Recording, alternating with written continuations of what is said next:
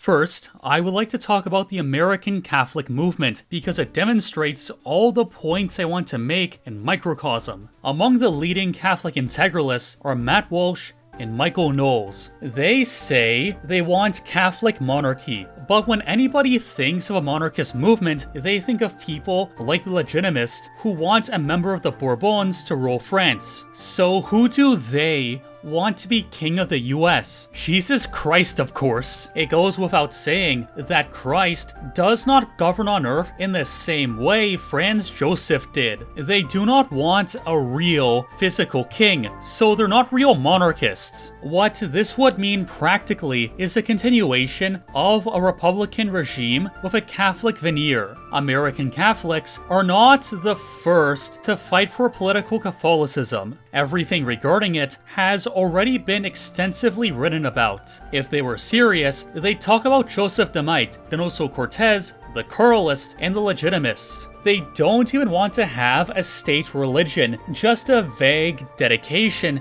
to Catholic values. Since these Catholics are secular at their core, you have to wonder why they even bother. Trust and believe. I have a real admiration for the Legitimists and the Carlists. These were authentic traditionalist, Catholic, and monarchist movements. There is no American equivalent to the Carlists, none of their dedication, intransigence, doctrine, organization, and real-life effectiveness. But that isn't surprising, because they have to fit a square peg in a round hole. How do you reconcile being an American super patriot while advocating for Catholic monarchy? Parliamentary democracy and autocratic monarchy are basically contradictory. The most successful champions of Catholicism in the recent past, the Carlists, loathed democracy, didn't want a constitution at all. They wanted the Bible to be the highest governing document. They wanted a hereditary autocrat who was the surrogate of Christ on earth, and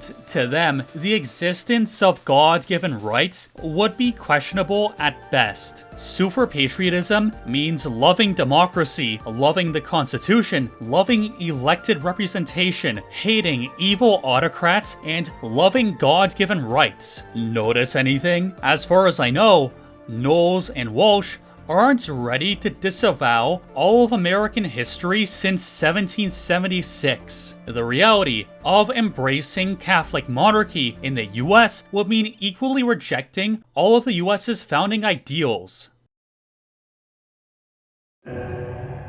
The origin of the right does come from the literal origin of the term, the French monarchists sitting in the right wing of the parliament. That doesn't necessarily mean standing for an absolutist Catholic dynasty. However, it is pretty close to that. French monarchists rejected basic left-wing notions like human rights, constitutions, and democracy, so it is a complete contradiction of terms to be right-leaning and believe in the basic ideas of the left. And in so many words, this is the beginning and end of why it's necessary to oppose the United States. You cannot reconcile the Republic of the US with Christian monarchy, let alone any traditionalist ideas. Trying to do it has produced the weird and inert modern political Catholicism. The Catholic movement in the US is a farce not because the US is a Protestant country, but because it lacks a basic orientation when it tries to integrate so many incoherencies, like a traveler without a map. If they really did embrace Catholic traditionalism, they would become a legitimate threat to Judeo-American power. It's so bad and embarrassing because Catholic traditionalism can be powerful, but what we get in the discourse is a watered-down, almost gynocentric corruption of traditionalism presented on the worst manosphere podcasts. Normal people can see how these traditionalists are simply performing a bizarre exercise in self-expression, and because of that, throughout the 2010s and early 2020s, the terms traditionalist and Catholic traditionalist have become derogatory labels applied to the freakazoids who claim to promote it.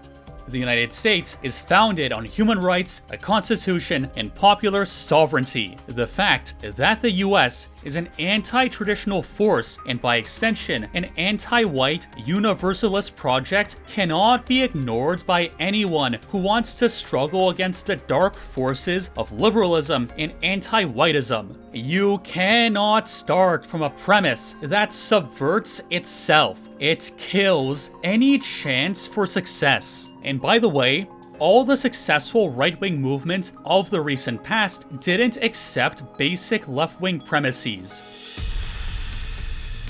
There's a very difficult and emotional subject for super patriots, that is, whether or not the United States is Christian. I have picked out a common sentiment from a Kiwi Farms post that illustrates the point. Quote, "The founding fathers were all fine with state religions at the state level, and that was the norm. At the time, different regions were defined by different Christian denominations, so saying the federal government shouldn't favor one religion was basically Presbyterians, Baptists, Congregationalists saying they didn't want Anglicans or some other denomination making their version of Christianity the law of the land. But Christianity was presumed. If someone had said Hinduism or Islam or Judaism should be treated the same as Christianity, they would have fetched a rope. This idea that the nation was some sort of grand secular revolution is pure propaganda." While it is true that in the early US, the majority of states enforced Protestantism for holding office, that was soon abolished. In practice, there wasn't a state religion. It was Protestantism or no religion at all. That is also legal. And what else can you describe that as other than secularism? It would be one thing if the federal government enforced a broad Protestantism as the state religion and let the states decide which denominations to accept. It's entirely different when there's no obligation to enforce Christianity at all. That makes the US secular, not Christian. If the federal government is the final authority and it makes no effort to enforce Christianity, then America was not founded as a Christian nation. Super patriots can say that Christianity was presumed. Fair enough.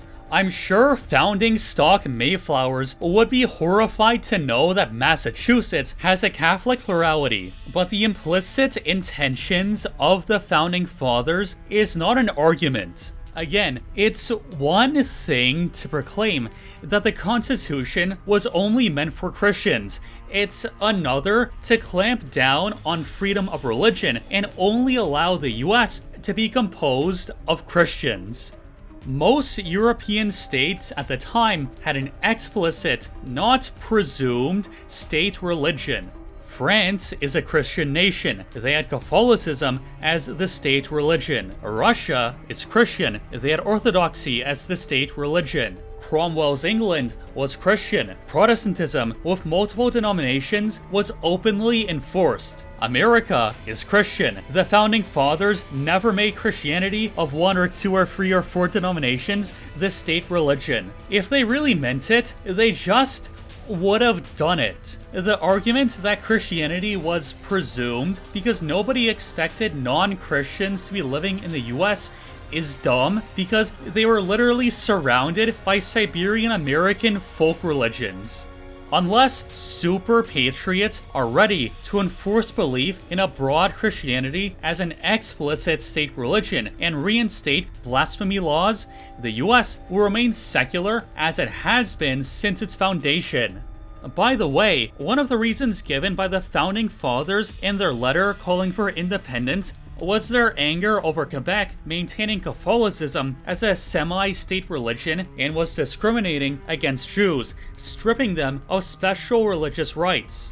In their war for democracy, Americans launched their first ever invasion for Jewish interest when they tried to take Montreal and Quebec City to liberate the oppressed Jewish populations. The US was literally invading other countries for Jewish rights before they even had independence. If you said to the founding fathers that Jews should be equal to Christians, they wouldn't have brought out the rope. They would have all stood up and clapped and agreed with you and then said, "So what are we? Some kinda United States of America?" The justification for America being Aryan comes primarily from a law passed in 1790. A minority of states in world history were explicitly racial, so the Immigration and Naturalization Act is better proof to say that the United States was explicitly Aryan than Iceland. Moreover, compared to other Aryan countries, the US had more racial laws, like measures against miscegenation, which simply weren't present in Europe. But the issue is, and I guess the issue always has been, a conflict between the American nation, or ethnos, or folk, and the American government. There is no doubt that the nation is Aryan, but the tyranny which rules over this nation has always been liberal and democratic and Republican, therefore universalist. I made this point in 2 other video essays, but I will make it again here with less elaboration. Parliamentary democracies will always tend to expand the definition of what it means to be a member of the nation to the entire globe. The fundamental disposition of a country matters because over time, that's what it bends towards. In theory, the Russian Empire was more forgiving to foreigners, but in practice, they were Russian supremacists. The law of the US may have started out as white supremacist, but in practice, it became a race-blind free market. The Russian Empire existed for a long time and didn't start off committing mass pogroms, yet the height of the pogroms was in the late Russian Empire. In the same way, the US didn't start off giving citizenship to nuns, yet in 1831, 41 years after the Naturalization Act, they gave citizenship to the Choctaw. Exceptions to free white men of good character became more and more frequent until it was done away with altogether. American nationalism, as it exists for the American government, is multiracial. Whatever lingering doubts about this were settled by the Civil War when the anti-white Quakers planted the American flag over the anti-American racists in Dixieland. From the Emancipation Proclamation to World War II, the essence of Americanism, as it is exported to other countries, is to reject religious and racial distinctions to advance a multiracial utopia and turn the world into a marketplace. The problem for American nationalism is that it seems incapable of detaching itself from constitutionalism, God-given rights, and popular sovereignty. When one's own nationalism includes basic left-wing ideas, it will subvert itself. Super patriots capable of emotionally handling saying 1776 was a bad thing should begin a discussion on what a uniquely Aryan American identity looks like. Think ethnic Russians rejecting the Soviet imperial identity and preparing for nationhood. Aryan Americans must reject the US imperial identity and democracy or be mixed out of existence by it, or become a Fuentes-style civic nationalist and embrace Brazil and favela and Catholicism. But maybe that is too much to ask. In parallel to American Catholic traditionalists, there is another unbelievable specimen that Americanism has birthed: the white race communist. These critters speak of a collective West, or so-called collective white race, which needs to stand against Asiatic powers and disdain what they call petty nationalism. They have constantly demanded the total collectivization of all whites under American leadership. They call it American exceptionalism, but in practice, it's American chauvinism. For example, for all the talk of a grand Western coalition, no one takes the time to learn other languages. The notion that they're going to speak to the French in English and convince them to be pan-Western is not serious. The concern for language isn't limited to France. Germany has a huge dubbing industry because Germans prefer media in German and dislike the encroachment of English. American white race communists expect the pan-Western idea to work despite making no effort to accommodate other Western nations because they see it as a foregone conclusion that everyone will just recognize the greatness of the American Revolution in the middle-class suburban lifestyle. Whether you like it or not, Americanism will come to you because you're supposedly a brother white person in all the 63 European nations that Americans want to human hydra together. That's why American nationalists hate it when European men stand for their own nation. Like in this video Nick Fuentes posted to Rumble. They hate distinction. They hate hierarchy. They're proud of the fact that America is a formless flesh gelatin of rotting Europeans. A real Uralic Finn went to the Finnish descended towns in Yup and was disgusted and embarrassed by the crude McMansion dysgenic corruption of surface-level Finnish culture. That's what they want particular European nations to accept, a dissolution into a white melange. This is also representative of another American liberal pathology. Liberals want a world without conflict. In pursuing this, they create a marketplace of interests and ideas and try to turn religion and ethnicity into a private affair. This homogenizes distinct peoples, which is the point. When everyone is a mix of races, is a monolingual anglophone, everyone is totally without culture and is totally secular, they will have nothing to fight for. The desire to erase the distinctions between European nations and put them under American leadership to prevent another so-called brother war is just liberalism applied to one race. That's why a lot of Americans have such a hard time understanding the causes of the Russo-Ukrainian war.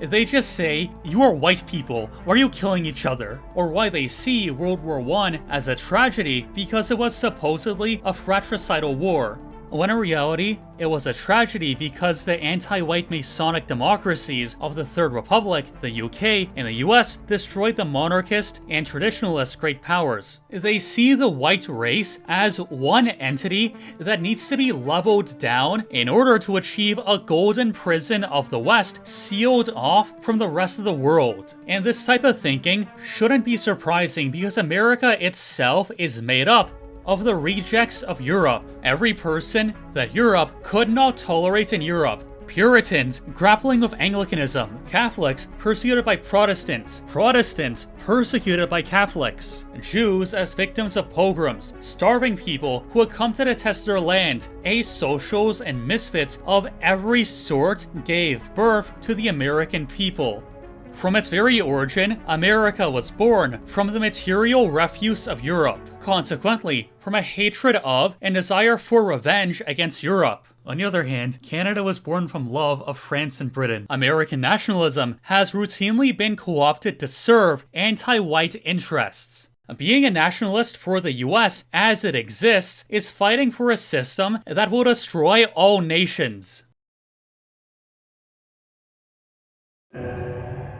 Without exaggeration, all right-wing currents that developed between 2015 and 2024 have been co-opted to serve the interests of the regime. The hapless victims of online discourse have been programmed to support forever wars over Ukraine, Venezuela, China, and Israel to maintain the power of the US. The Hoppian, or propertarian, anti-democratic, libertarian tendency talks about needing to invade Iran and Venezuela to dismantle socialism, and how a country being socialist violates the NAP on all countries that border and trade with it. This is a uniquely American mental malady. Trump sycophants are in a personality cult, and not even a good one. Worshipping Stalin in 1933 is understandable, but getting swindled by the Shabolskoy is a uniquely American mental trap. The Hitler-worshipping pan-European collaborationists like Richard Spencer are useful idiots for continuing the war against Russia. Pan-European neo-Nazism is a uniquely American mental malady. They post fake Alexander Dugin quotes about Afro-Asiatic Russians, have fantasy negotiations with imaginary Jewish allies, and fearmonger about third worldism.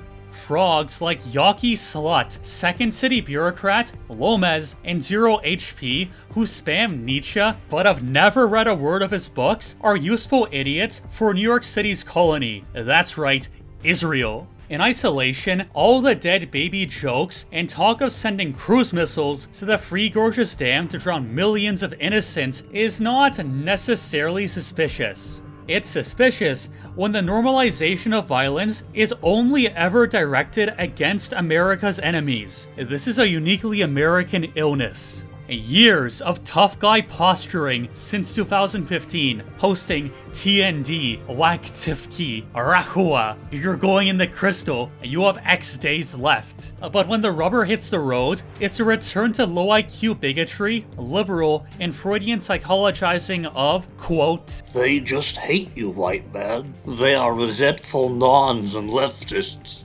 Captive Dreamer will do things to you that will never occur. The Catholic America First movement is funneling energy back into the system. Nick Fuentes' stated goal is to send an army of young men into the CIA, GOP, universities, and military for a democratic revolution. The Groyper idea of victory through the democratic process is uniquely American.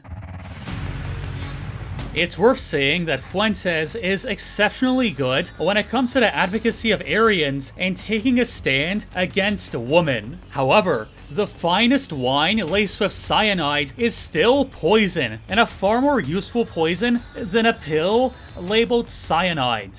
Trump was an effective poison delivered by an enemy because it was pleasant to indulge in and hard to resist. His poison was inaction, complacency, tacit consent to the regime, assuring oneself that it has adequately been reformed or the revolution has already arrived. The immune system of the DR adapted to the Nietzschean vitalist critters, but as it adjusts to the old viruses, it's better if the new one looks just like the antibodies. The Bronze Age pervert was a perfect counter to populism because of his elitism and intellectualism. Fuentes is the perfect response to Alamario. The thing that the establishment fears the most is organization. That's why Fuentes, knowingly or not, is another virus. For all of Fuentes' talk about having his guys in the system, this is no different from George Lincoln Rockwell. Don't believe me? You're gonna love this. Have you got operatives inside the government? Yes, sir. In Congress? Yep. At the end of the day, Rockwell's insiders turned out to be more loyal to democracy than National Socialism, and any observer can expect this same outcome from the Groypers. Most young men aren't fanatics who will sacrifice money for principles. If they are inside the system and the incentives they're given don't work out, they will sell out. Infiltrators end up getting co-opted by the system instead of the other way around. Infiltration, as promoted by Fuentes, is a doomed strategy. For it to work, an army of fanatics would need to be trained, which would require more intensive work than hosting a nightly politicast. Alternatively, an outside organization could be created to balance the incentives. Christian Zionists and the wonderful international Jewish nation infiltrated precisely because they had organizations outside of the system to direct and organize them. Without this organization, all of the super patriot Groyper infiltrators will be picked off one by a more organized opposition. A genuine model for Catholics in the US and maybe all over the world will be to create an organization like the Orange Order, which turned Presbyterians, both in Canada and Northern Ireland, into a powerful organized minority. Yet, up to this point, Fuentes has done nothing like that and has actually fought against real-life organizations like Arvol's Whitetopia and Patriot Front. But to be honest, I don't like PF either. While RTTL is not like the Orange Order, it's still a real-life base which balances incentives for infiltrators.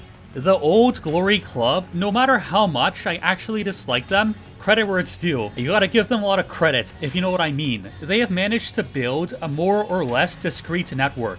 In the fullness of time, I am way more confident that the OGC will have more extensive influence compared to Catholic Groypers, even though the OGC is way smaller, and you, the humble viewer, have probably never heard of them simply for the fact that they are an organized, elite minority and the Groypers aren't. If Fuentes were serious, he might create an organization like the OGC. Because Fuentes is allergic to organization, the total impact of Catholic Groypers will be diffuse and aimless. I am aware that the America First Foundation is supposedly going to receive more attention in 2026, but Fuentes has been saying things like that for a long time. Where is the Peter Thiel documentary that was supposed to be produced by the AF Foundation? Where's the Costin Alamario documentary? Nick Fuentes sycophants have a short memory.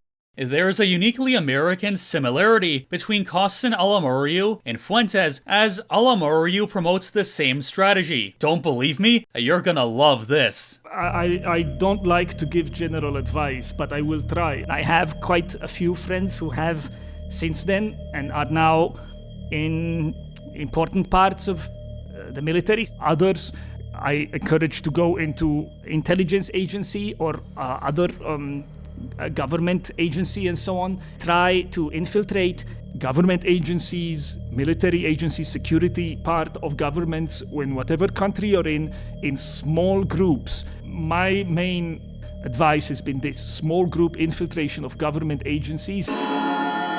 Whether or not this is a grand conspiracy is beyond the point.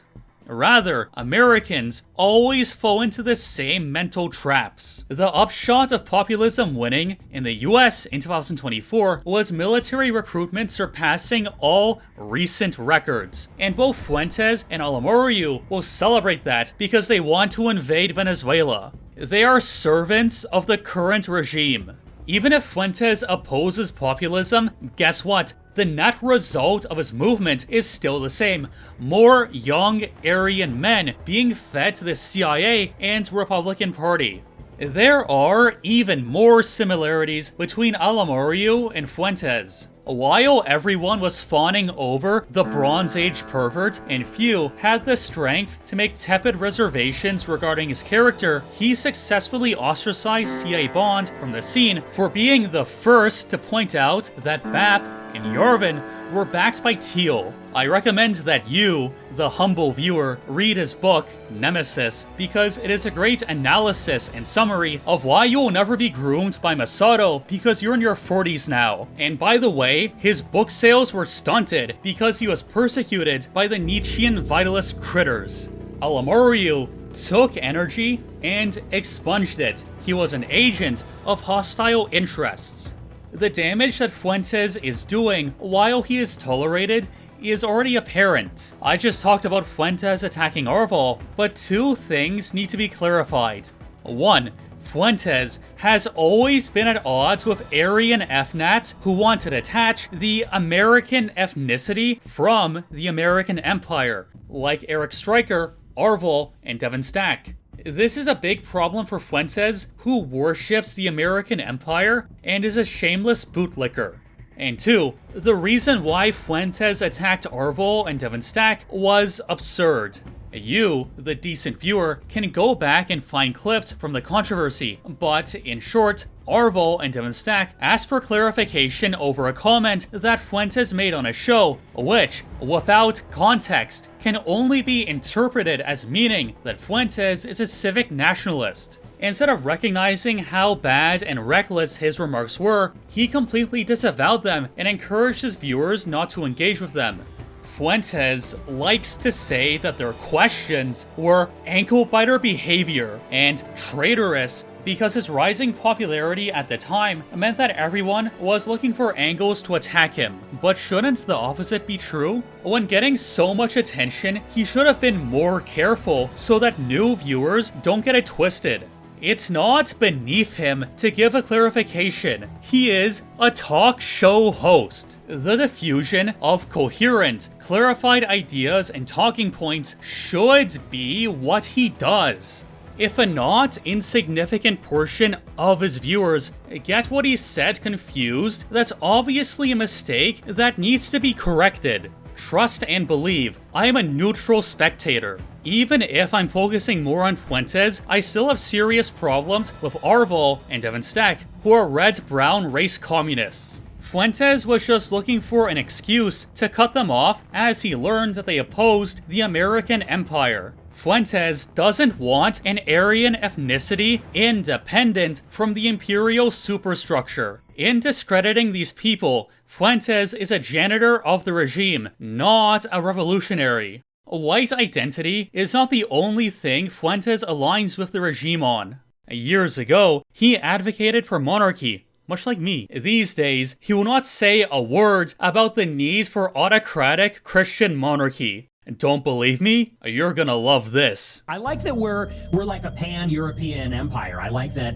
you know, because when you compare us to Europe, you look at Europe and it's sort of petty and small and they're squabbling and they're fighting, you know, between these like little towns and villages. And I like that there's just like this sense of nationhood in America between European Christian people. And on some level, I like that we have a republic. I'm very into the idea that we have Republican sovereignty, you know, that we have rights, they're protected by God, the Constitution respects that also. Fuentes has already accepted the foundations of liberalism, so again, you have to wonder why he even bothers to claim to oppose it. In Nemesis, C.A. Bond told me about how thinkers and ideologues can be adopted as a justification for what powerful actors already want to do. The classic example that still happens all the time is the invocation of Reagan to justify the most shameless Machiavellianism. Or Martin Luther, who was a legitimate reformer, was adopted by German princes to justify shameless Machiavellianism. The reason Thiel gave Costin Alamariu enough money to have a milk bath was to create a solid base of support for Vance.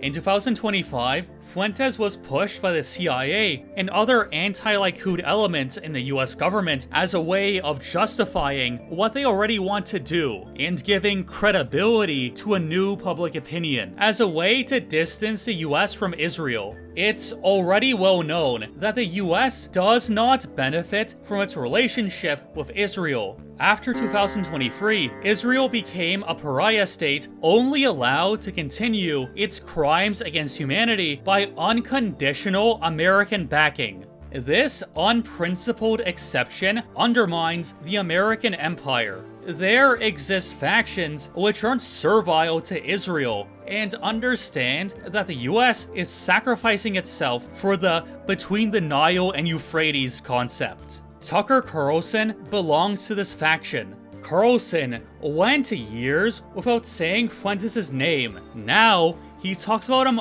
all the time. Fuentes was elevated so that Carlson can point to him and say, quote, "Look at this rising influencer who is anti-Israel. Public opinion is turning against Israel, so we better rein in the Likud. Or even pull some strings to get a different regime so that Israel stops harming the US." If you, the modest viewer, watch my previous video, this also works as an example for how public opinion is manufactured to justify what the political class already wants to do. As opposed to all the other anti-Zionists on the right, Fuentes was chosen because of his servility to the American empire. If Carlson chose Eric Stryker, that would have caused some to start questioning Atlanticism, NATO, and America's hegemony. The mono-minded fixation on Israel and the Jewish mafia as the only reason why the American empire is bad is convenient for Carlson and the CIA because they do want to turn Israel back into a junior partner, like how it was before November 22nd, 1963. They want to check Israel without reforming the US. What is commonly called woke is a deviation from liberalism because it introduced identity politics. Eventually, the woke was put away. The Zionists are also a deviation because of their unprincipled elevation of the Jewish people. In time, this will also be put away. Basic leftist ideas are the foundation of the US, so the US will always tend towards normalizing or eliminating these deviations. At the heart of American power is not Zionism or Israel. since the faction that is willing to sacrifice the US for Israel is literally dying out from being too old and being unable to propagate themselves, Zionism will be put away without any consequence.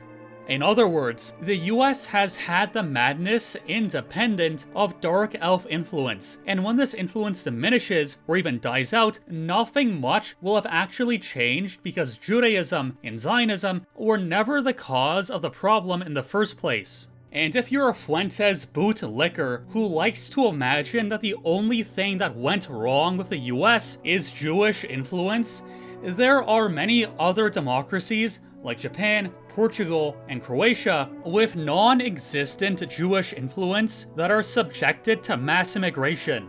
The Jewish population of Portugal is a total of 3,000 in a country of 10.5 million. In Japan, it's 1,000. The heroic figure of Antonio Salazar and his quirky technocracy was dismantled by the CIA. Not Mossad, not Dark Elves, it was the US that destroyed the Estado Novo and consequently forced mass immigration on Portugal. Japan elected Sane Takaichi, and Sane is still pushing more immigration on Japan, even though she campaigned against it. She is a politician in a democracy. Whenever she opens her mouth, she is lying. Even more, subversive media is not unique to Dark Elves in Hollywood. In the continued American occupation of the DPRK, commonly called South Korea, their media routinely promotes the image of the wholesome South Asian immigrant, as seen by that Pakistani guy in Squid Game, and in other media. The Dark Elf population in the part of Korea under the American boot is a total of 100. Quebec is a striking example because the subversion of the Quiet Revolution was homegrown. All the leading Marxists, Michel Tremblay, Pierre Valliere, Félix Leclerc, were white and French, and that is even despite the fact that Quebec has a not insignificant dark elf population. When the Kaiser, the Chancellor, and the rest of the wacky clique were in charge of Germany, there was no problem with Jews. When democracy was forced on Germany by Woodrow Wilson, they activated in ways the previous administration didn't experience. The Russian Empire didn't have problems with the Curtis Yarvins of the world when they were limited to the Pale of Settlement. Everything changed when the Dark Elves spitefully collaborated with communists against the Russian monarchy. Everywhere democracy is tried, it always leads to the same thing. Dark Elves are not the cause of mass immigration, it's democracy and the tabula rasa thinking. Sure, they may exacerbate it, but we want cures, not band-aids. The cure to democracy is autocratic monarchy. That's right, it's monarchism.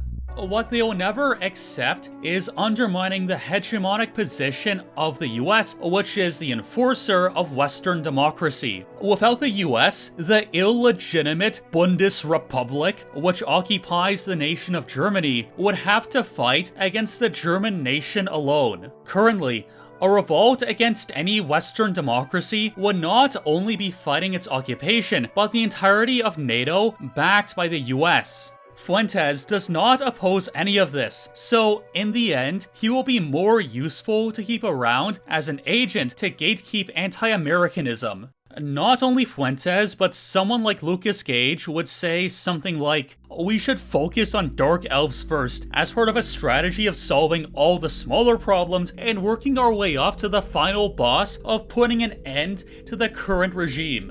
Fair enough. But in what interpretation of the current power structures is Zionist and Dark Elf influence not very close to being the final boss? Dark Elves are probably the single most powerful bloc and the second most difficult thing to dislodge besides the system of democracy as a whole. If one wants to say that focusing on democracy as the problem is too intellectual or too grand of a vision, then what makes destroying Zionist power different? The influence that Dark Elves wield is entrenched and pervasive at every level of society, and it would take an effort almost equal to dismantling democracy to destroy their influence. So being anti-Zionist is almost as grand and intellectual as being anti-democracy. Under this strategy, practicality would look like getting on a city council or becoming a mayor of some town or building a small fraternal network. Meaning, if anyone really wanted to affect this strategy, they would take on the current problems somewhat in the order of local government, then political parties, then academia, then big business, then finance, then dark elves, then democracy. And by the way, I'm in favor of making these advancements.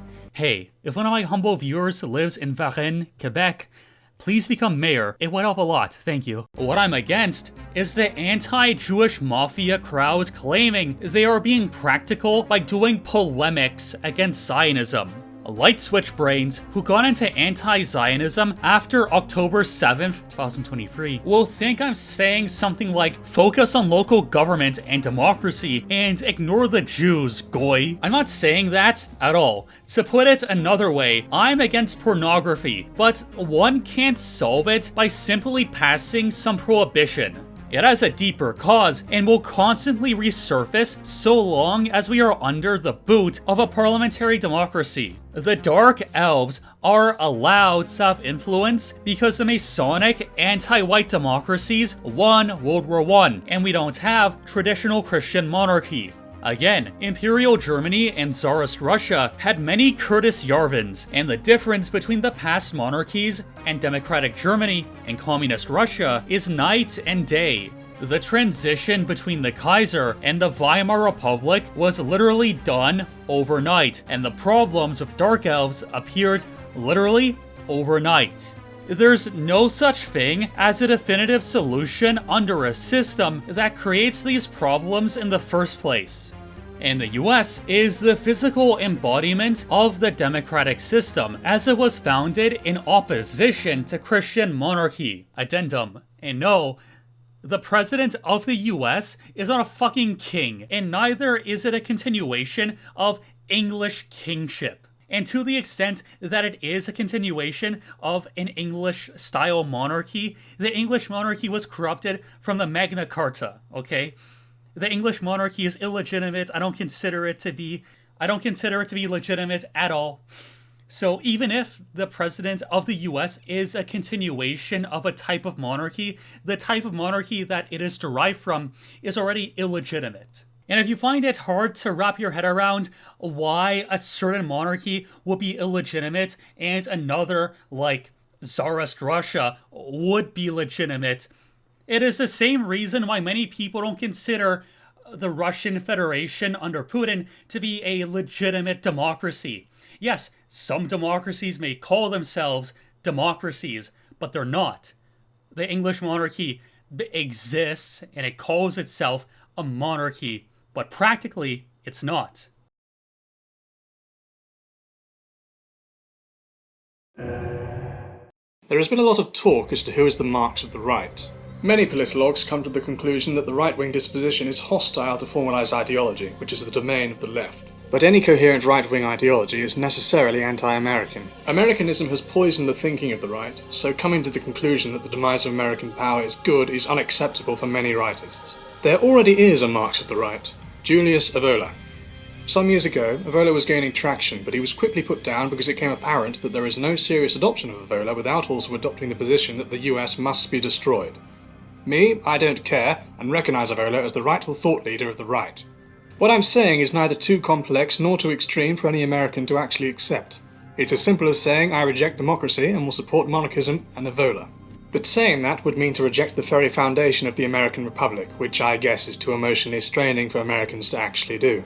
So long as even the Americans who come closest to the traditionalist position still accept the foundation of the US, they will never truly oppose the origin of the rot that has overtaken all Aryan nations.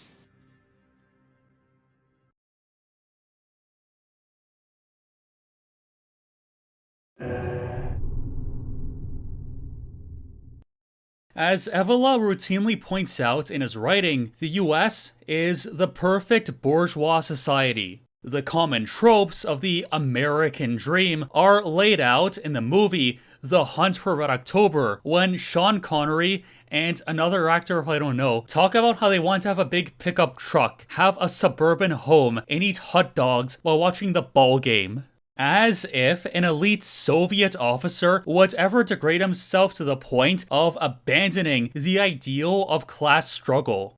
The bourgeois American mindset is a pervasive disease. Michael Knowles praises Francisco Franco, but Franco is a fucking meme. He was the worst fascist leader of the 20th century, not counting puppet leaders like Quisling. I don't even have to go over the history of his rule. It speaks volumes that a couple years after he dies, Spain is a liberal democracy that's actually more lip-shitted than France or Italy. The Franco worship coming from a lot of Catholic integralists is genuinely backwards. Spain quickly regressed into a liberal, Masonic, and anti-white democracy because there is no basic orientation. The fusion of the Traditionalist Communion and the Spanish phalanx of the Councils of the National Syndicalist Offensive in 1938 was the worst thing Franco did. This so-called Big Tent ensured that no coherent philosophy would be promoted. Instead, it was a weird mishmash of Carlism and Phalangism. It gives good vibes to talk about how the different factions of the right put aside their differences to fight communism. This guy from the Millennial America Banquet pretty much says it all. Carl Dahl gave a speech talking about the Spanish Civil War and how these three groups that had didn't have a lot in common just decided to put it all aside and, go on the power of friendship. So we can destroy these communists who are slaughtering our fellow citizens, our fellow Spaniards, and we need to do everything we can to win. There's just too much purity spiraling. Everybody wants to be the purest guy out on their own island. In the end, Spain was worse off for wartime unity. It would have been better if Spain were governed by the Phalangists or the Carlists, because these movements are compelling on their own. The Falange Española Tradicionalista y de las Juntas de Ofensiva Nacional Sindicalista was a Big Tent right-wing party, and by the end of Franco's regime, the dominant faction was Atlanticist conservatives enamored by the US. Should they have had a freeway civil war where it's the united forces of the left against the Carlists and Phalangists? Well, what actually should have happened was simple. The Phalangists should have admitted that they were wrong and all became Carlists. Disunity is caused not by the people who are right, monarchists, but by people who are wrong and are too embarrassed to admit that they are wrong. Red Browns like Eric Stryker and other race communists. The Red Browns can laugh at me. The trad LARPers can say that I'm purity spiraling. Fuentes sycophants can screech about Big Tent coalitions and unity. But I don't care. Spain would have been better off governed by Stalinists than by Franco. The proof of the pudding is in the eating. Post-communist countries are much more nationalist and demographically secure. The post-fascist country of Spain is far more lip-shitted and has taken in more nuns. Franco was an overall negative for Spain. Prove me wrong. You can't. As a necessary clarification, this is a 1,000-kilometer consideration of history with full hindsight. If I were a proud Galician man in 1936, I would have died for Franco. Michael Knowles will never talk about the hero, Falconda, a Carlist fanatic who bravely opposed Franco, despite the fact that Conda is, in theory, closer to Knowles' position. Knowles can talk about how Franco defended Catholicism, but in October 1936, from a radio broadcast in Seville, Franco said that his state will be totalitarian and totally secular. This caused enormous backlash from the Carlists, and he was forced to give concessions to Catholics.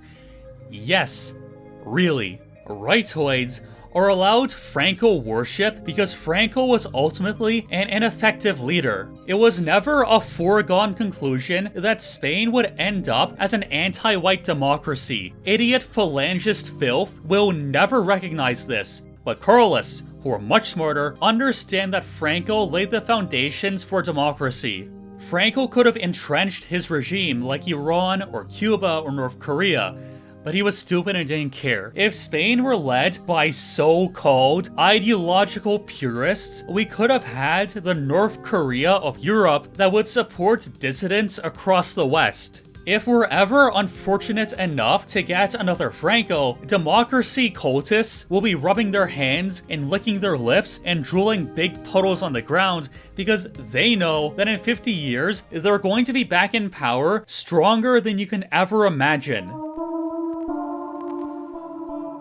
It's important to fight against this notion of a big tent coalition because in practice, it leads to incoherency, weakness, and dissolution. It is often said that the elites want us to be divided. I actually don't think that's true. It's harder to monitor 10,000 different Telegram chats than Twitter. One of the reasons why Twitter was given to the right was that having one platform where everyone could gather on makes surveillance easy. It also makes containment and so-called de-radicalization easier for the simple fact that Twitter is a mass media platform and Telegram isn't. In parallel, coalitions are easy for subversive agents to infiltrate because of how loose the requirements are, and they are easy to contain because of the lack of a basic orientation, which makes their total impact diffuse and aimless. As a knee-jerk reaction programmed by the CIA, rightoids say that if one doesn't want to build a coalition with everyone in all Western countries, that is a symptom of anti-whiteism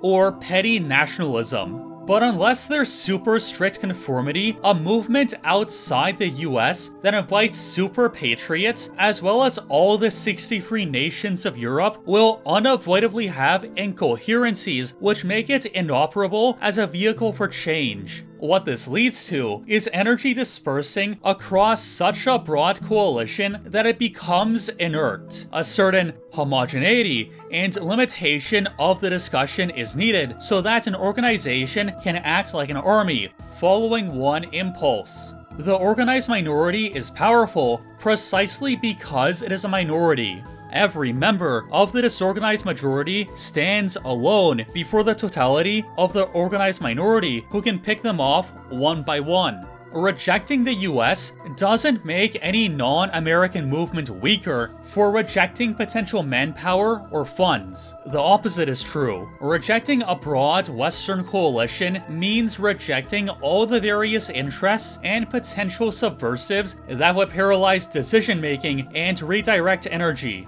But since the US was founded on parliamentary democracy and consequently coalition building and compromise between factions, rightoids infected with Americanism hate these attempts to create coherency.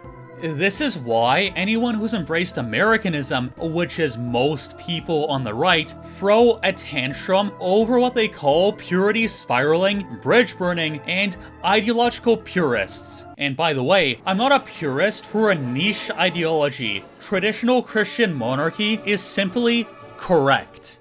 When John Potter brought attention to the fact that June Lapine was with a black man, is an attention seeker, and was in a BDSM relationship with, of all human beings, living or dead, all prehistoric proto-humans, all animals on Earth, and all extinct theriodonts, armored skeptic who forced her to sleep naked with a dog collar under his desk, many on the right, including Dave the Distributist, said that he was bridge burning and purity spiraling. They brought attention to the fact that Shuan had married a Catholic and had a child.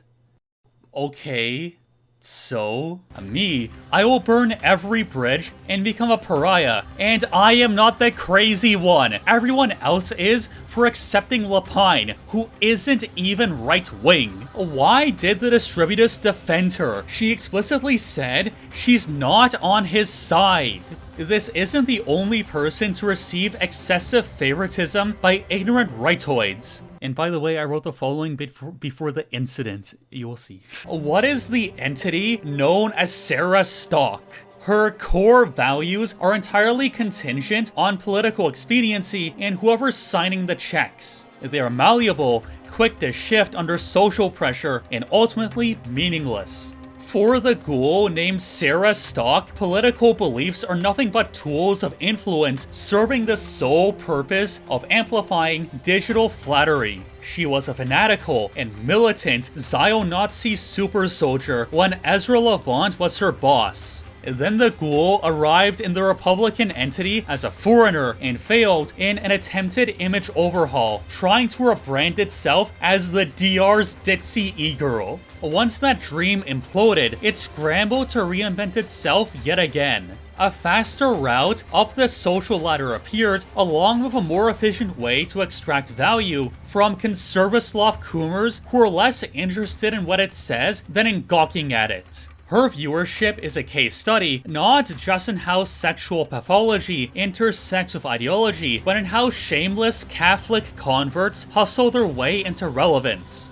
If you want to say that the ghoul has no principles because woman, that's fine, but it's not a defense. It still makes the ghoul a bad person. We don't deserve a better class of commentators because millions of horny men will drool goon to a ghoul girl. If Sarah Stock dies of Kabbalah tomorrow, how long does Nick Fuentes have to ritually cook her in a large cauldron and have her fed to the next ditzy Germanic Catholic convert slut nominee for a shamanistic juju to transfer? And also, Sarah Stock had an affair with Elijah Schaefer.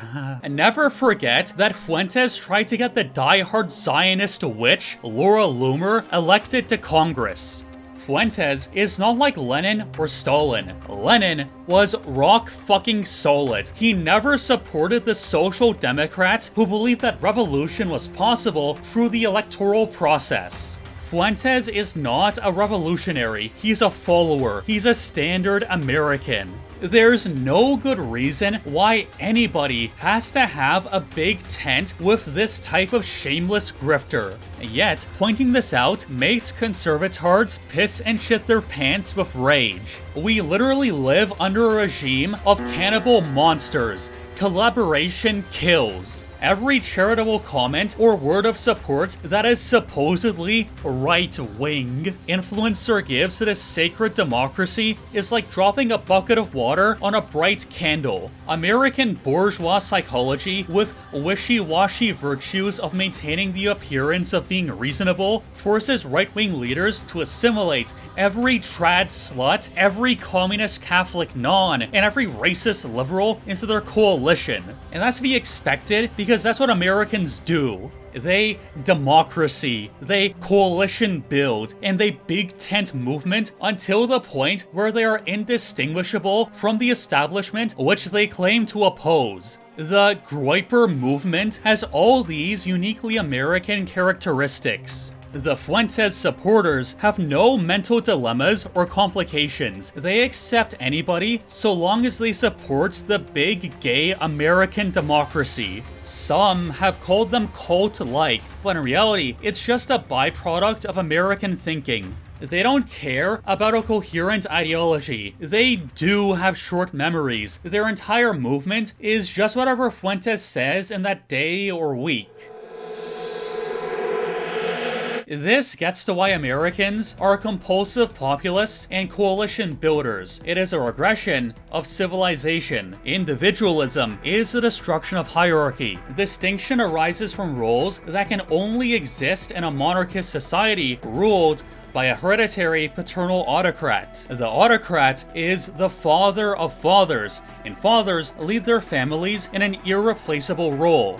Each role is distinct for each individual and not interchangeable. And in short, this is true individualism. The notion created by the American dream that anyone from anywhere can do anything should be properly understood as undermining individuals and transforming them into a shapeless collective where each member is interchangeable with every other. American society should be understood as way more collectivist and flattening than most other societies in history. This makes Americans inherently servile. They want to conform. They want a coalition. They want to have multiple heads share the same body in a writhing human hydra. In a civilization of a higher type, such as the Aryans of the Pontic Steppe, anyone who possessed no proper form of their own, no caste in the original sense of the term, was regarded as a pariah.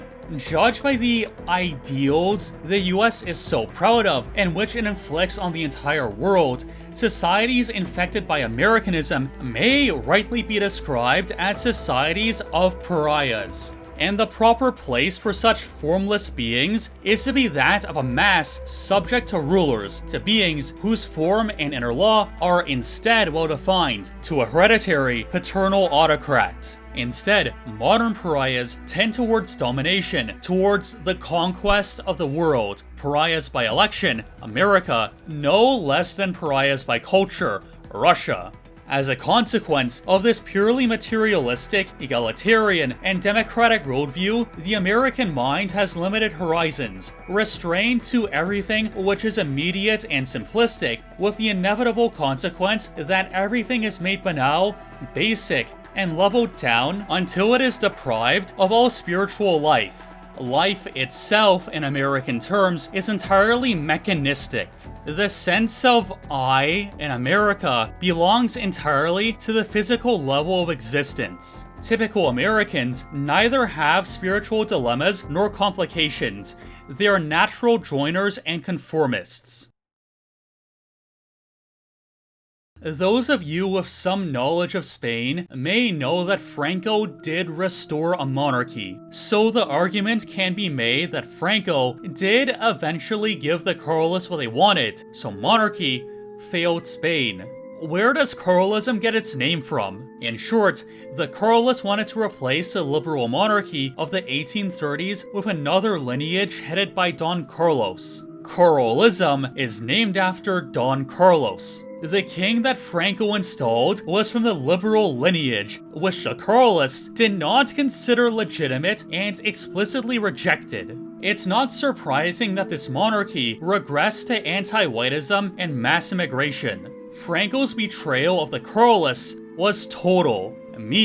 I do take my own side. I don't want to be a junior partner in a coalition. The history speaks for itself. The Carlists got fucked. Screwed by their supposed partners in a coalition formed by so-called wartime necessity. The red-brown ethno-nationalists, phalangists, fascists, and Hitlerites, the race communists, who disdain the just cause of monarchism will stab you, the intransigent monarchist viewer, in the back when they have the chance. I don't care if they're close in their worldview. A fucking idiot like Eric Stryker who rejects monarchy must be shut out completely.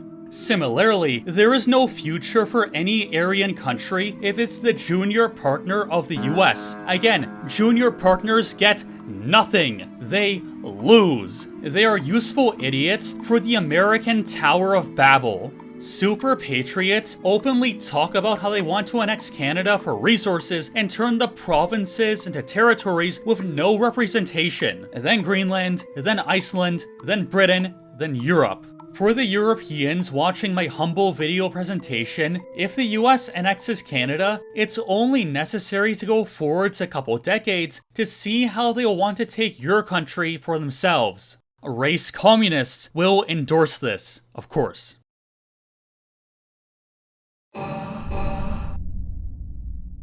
In a lot of my video essays, I spend more time studying the right than the left. Don't get it twisted. I say nothing because the things I have to say would only be appropriate during an armed struggle. I spend effort on the right because they are good people who can be brought in. Sam Hyde fans quoted it so many times that it's become a meme, but that tweet is just correct. That's what they want to do. There were many martyrs during the Spanish Crusade of 1936 to 39. Among them was Antonio Mola Lazo, a Carlist activist. On August 10, 1936, quote, Antonio was dragged out on the street where he was beaten and mocked. The demons had attempted to get him to blaspheme or reject the faith. But Antonio would respond with "Long live Spain" and "Long live Christ the King."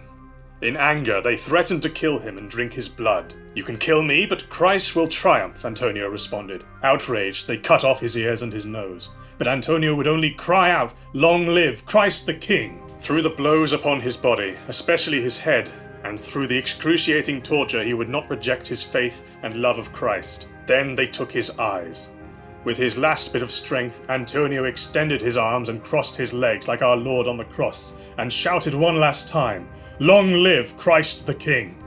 One shot to his chest would end his life. He fell to the ground, where he remained in the cross position. The martyrdom of Antonio Mololazo, La Esperanza. Even the most moderate communist, like Caleb Maupin, will defend this or turn a blind eye because he is a Stalinist, and Stalinists fought against the Spanish nationalists. That's his side.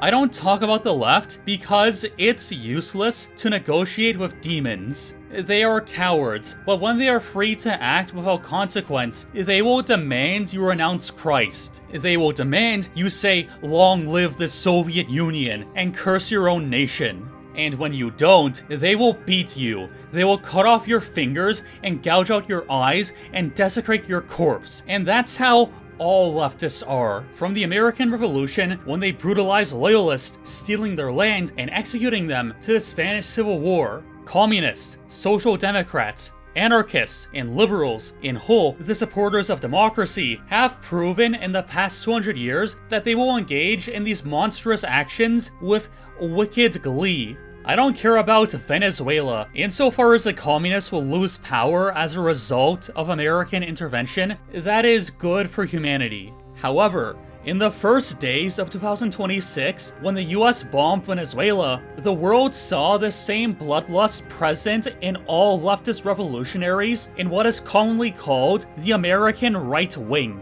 Matt Walsh put it in tweets, and Fuentes said it on his show. It's the sadism of not only annihilating your enemies, but humiliating them, to torture them to death like Antonio Mololazo. A striking example is how super patriots would defend the crimes against humanity committed by American soldiers in Abu Ghraib. It's the same torture and humiliation that all revolutionary leftist regimes inflict on innocents. This same sadistic and demonic spirit was present during the American Revolution. The Loyalists, Proto-Canadians, were the first to experience American sadism. Yes, I am directly comparing the leftists in the Spanish Civil War to the early Americans, because both these demonic and sadistic spirits come from the same place. Call it revolutionary leftism, but it's more accurately described as a resentment against God. And here it's revealed that the entire idea of America from the beginning is very Jewish. The first revolutionaries were those who rejected Christ. That is called the revolutionary dark elf spirit. In every country where Curtis Yarvin's Dark Elves exist, they subvert it because that is the natural conclusion of a religion that explicitly rejects Christ, that rejects paternal authority, and where membership is passed down through the mother. The American revolutionaries followed suit by rejecting a divine right monarchy. For sure, I don't deny that there has always been a lot of problems with the British monarchy. I'm not a fan.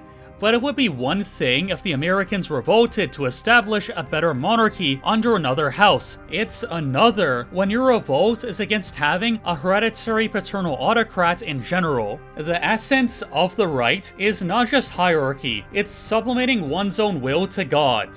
It is acknowledging that the will of one individual is nothing and should be incorporated into a greater chain of command, where everyone operates under the principle of autocracy, at other times called Führerprinzip, giving trust and obedience to the monarch, who gives his trust and obedience to God. The American slave revolt came from the same resentment against the father that those who rejected Christ 2,000 years ago had. America is an inherently leftist nation because it's the first nation without a father, and as we all know, leftism comes from hating your dad. The core of this presentation is not really about the US, it's about taking your own side. It's simple. The US was born from a leftist revolution. It is an ideological superstate like the Soviet Union that wants to dominate the world. But the US is more dangerous than the Soviet Union. Communism destroys the body, but Americanism is a poison for the mind that is easy to indulge in and hard to resist. The victims of this poison are everywhere. Self-proclaimed Catholic monarchists who will never cross democracy, white race communists who want to amalgamate all European nations into a flesh gelatin, the Protestant Christian nationalists who are so misled they want to return to 1950. And most of all, the pathetic populist movement that the US exports to other countries. Slopulism exists as a Ponzi scheme of hype, which delivers nothing to all the poor, deceived souls who put their hopes and dreams on the backs of scammers like Trump, Farage, Bolsonaro, Wilders, and Maloney.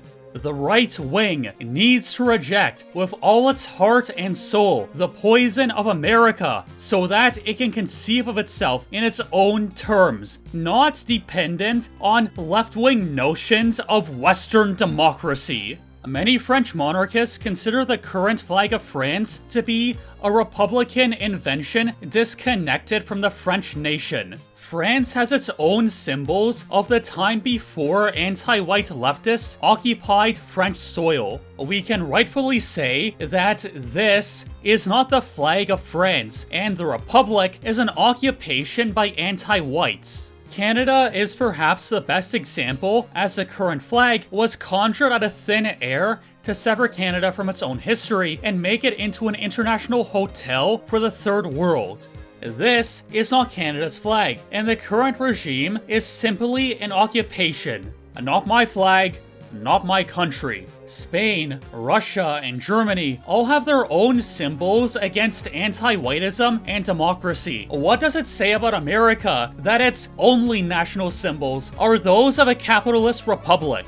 America is not like Rome, it's like Carthage, a mercantile naval power that extracts wealth from satellite states. America is the new Carthage. Moreover, there were movements across the rest of the Aryan world, the Carlists in Spain, the Legitimists in France, the Black Hundredists and Tsarists in Russia, and various others that stood against the basic leftist ideas present in 1776. What tradition can Americans have that doesn't go back to apologizing to George III?